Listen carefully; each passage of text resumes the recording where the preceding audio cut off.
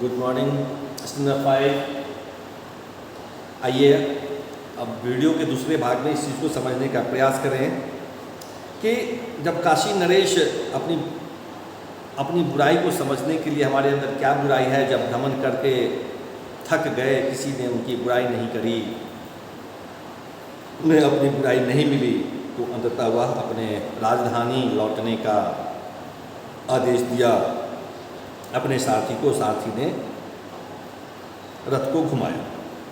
उन्हीं दिनों कौशल नरेश भी ठीक उन्हीं के भांति, काशी नरेश के भांति अपनी बुराई को ढूंढने के लिए निकले थे। वे बड़े धार्मिक प्रवृत्ति के राजा थे। वह किसी प्रकार का दोष अपने अंदर न पाकर वे भी अपनी राजधानी की ओर लौट रहे थे, क्योंकि वह जैसे काशी नरेश थे उसी तरह से कौशल नरेश भी थे। संयोग से देखो, यानी अचानक से दोनों नरेश भिन्न भिन्न दिशाओं से आकर एक ऐसी ढालू जगह पर में आकर टकराए। दोनों मिले, वो पूरब दिशा से आ रहे थे तो दूसरे पश्चिम दिशा से, यानी ऐसा मेरा मानना है। दूसरा यदि उत्तर दिशा से आ रहे थे तो एक यदि उत्तर दिशा से आ रहे थे, दूसरा दक्षिण दिशा से आ रहे थे। उस सड़क संकरा था, जिसके कारण से एक गाड़ी वहाँ से ढालू जगह, जहाँ ढलान हो, जहाँ ढलकाव हो, वहाँ पे आके दोनों मिले, आ गए। लेकिन अगल बगल से कहीं जाने का, किसी को पास करने का कोई रास्ता ही नहीं था। अतः एक को पीछे हटना पड़ेगा, चाहे जो हटे, इसके सिवा दूसरा कोई उपाय नहीं था। कौशल नरेश के सारथी ने काशी नरेश के सारथी से कहा, तुम अपना रथ पीछे कर ले लो। काशी नरेश के सारथी ने जवाब दिया कि तुम अपना रथ घुमा लो। दोनों में तू मैं होने लगा कि नहीं, तुम हटा लो। एक ने कहा कि तुम देखते नहीं हो मेरे रथ पर में काशी नरेश सवार है, तो दूसरा भी कहता है तुम देखते नहीं हो कि मेरे रथ पर में कौशल नरेश सवार है। दोनों में आपसी वाकयुद्ध होने लगा। अब किसका रथ हटे पीछे, दोनों सोचने लगा। तो दोनों सारथी ने विचार किया कि जिस राजा के उम्र अधिक होंगे वो राजा निकलेंगे पहले, और जिसका उम्र कम होगा वो पीछे हटेंगे। लेकिन संयोग से देखो कि दोनों ही राजा के उम्र लगभग बराबर था। फिर निर्णय लिया दोनों सारथी ने कि कहा कि जिस नरेश का, जिन राजा का राज्य बड़ा होगा, धनवान होंगे, खूब बल होगा, बड़े कुल के होंगे वंश, वह नरेश जो है सो आगे बढ़ेंगे और दूसरे जो है सो पीछे हटेंगे। लेकिन दोनों को ही मिलाया गया। दोनों ही उतने ही बड़े धनवान, उतना ही धन, उतना ही जो है सो उनके पास में उतना ही बड़ा राज्य, बल की ताकत की दोनों की ही कमी नहीं, दोनों ही बराबर बड़े वंश के दोनों ही। लेकिन अब दोनों ही सारी चीज़ों में दोनों ही समान थे। अंततः काशी नरेश के सारथी ने सोचा कि नहीं, ऐसे नहीं फैसला होगा। काशी नरेश के सारथी ने सोचा कि इन दोनों में जो सबसे बड़े चरित्रवान होंगे उन्हीं का रथ आगे जाएगा।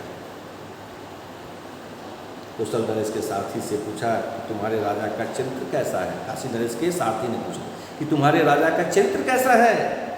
कौशल नरेश के सारथी ने कहा कि हमारे राजा बड़े अच्छे चरित्र के हैं, इसीलिए सुनो। तो वह कविता के माध्यम से समझाने का प्रयास कर रहा है। और सुनिए, कह रहा है, कठिनों के प्रति कठिन और मृदु के प्रति मृदुतर, साधु जनों में साधु, सठों के प्रति सठता, यानी कि मृदु मतलब कोमल और सठो मतलब दुष्ट।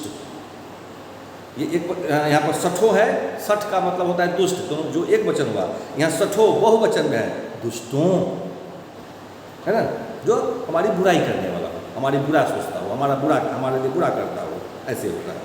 तो कहता है कठिनों के प्रति कठिन, जो बहुत हार्ड है, जो सख्त है, उससे अपने एक कदम को पीछे नहीं हटाना चाहता, जो बहुत टेढ़ा है ना, जो बड़ा घमंडी है, तो उसके प्रति कह रहा है कि जो कौशल नरेश कराया करे, जो इस प्रकार के आदमी हैं, तो हमारे राजा भी उसके साथ वैसा ही व्यवहार करने लगते हैं।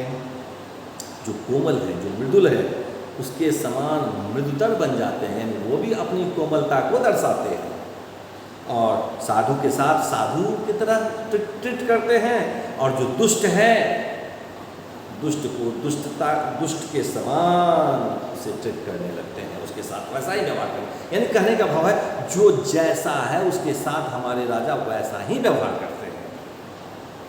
बदमाश है तो बदमाश बन जाते हैं, सज्जन है तो सज्जन बन जाते हैं, उसके समान वैसा ही व्यवहार करते हैं।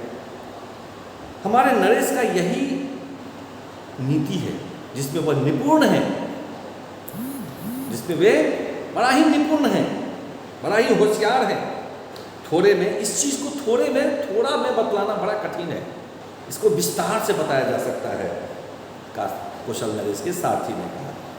इस हेतु इसलिए हे मित्र अपना सकट यानी गाड़ी जल्दी से तुम हटाओ, है ना, जल्दी से तुम हटाओ, अपना जिद तुम छोड़ दो आगे बढ़ने का, क्योंकि हमारे गाड़ी के ऊपर भी कौशल नरेश बैठे हैं, उनकी चरित्र ऐसा है। काशी नरेश के सारथी ने सुन लिया और सुनने के बाद कहा, भाई क्यों भाई तुमने कौशल नरेश के सभी गुण कह दिए? उसने कहा हाँ। तो काशी नरेश के सारथी ने कहा, यदि ये सब गुण है तो अवगुण किसे कहते हैं?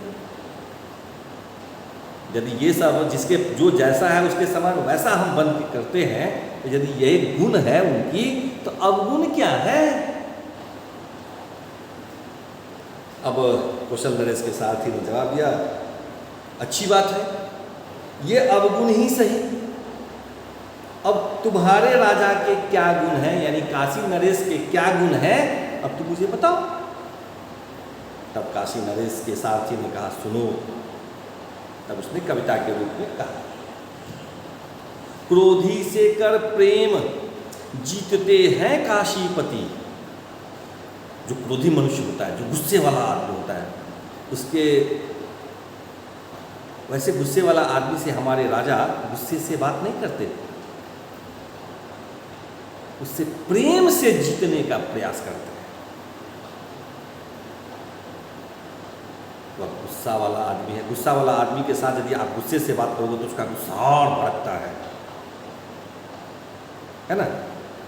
तो जो कह रहे हैं कि जब गुस्सा वाला आदमी होता है, जो क्रोधी मनुष्य होता है, उसके हमारे राजा प्रेम से उसका दिल जीत लेते हैं, उसका गुस्सा शांत हो जाता है, और दुष्ट को दिखा साधुता करते निज बस। और जो दुष्ट होता है, जो बदमाश होता है, जो दूसरे का बुरा करता है, उसको साधु जैसा व्यवहार उसे सिखला देते हैं। साधु यानी सज्जनता। साधु क्या होता है? सज्जन होते हैं, है ना। सज्जनता उसे सिखला देते हैं और उसको सज्जनता सिखलाकर अपने वश में उसे कर लेते हैं। कृपण मनुज को दान वीरता से वश करते। कृपण मतलब कंजूस, जो कंजूस आदमी है, मनुष्य, मनुज मतलब मनुष्य, जो कंजूस आदमी है उसको इतना धन दे देते हैं, इतना दे देते हैं कि वह भी शर्मा जाता है और अपनी कृपणता को छोड़ देता है और राजा के वश में हो जाता है ना। अद्वितीय है झूठ जीतने में सच के बल। आश्चर्यजनक होता है क्या? जैसा झूठ होता है, झूठ पर में हम सच्चाई के साथ हम जीत सकते हैं। आश्चर्यजनक होता है। क्रोध को क्रोध से नहीं जीता जा सकता, क्रोध को प्रेम से जीता जा सकता है। दुष्ट को, बदमाश को सज्जनता, साधुता सिखला करके उसको वश में किया जा सकता है। जो कंजूस है उसे इतना धन दे दो कि अपना कंजूसी ही वह छोड़ दे, हाँ छोड़ देगा तो आपके वश में हो गया। ऐसा अद्वितीय है झूठ पर में हमारा सच में इतनी ताकत होती है।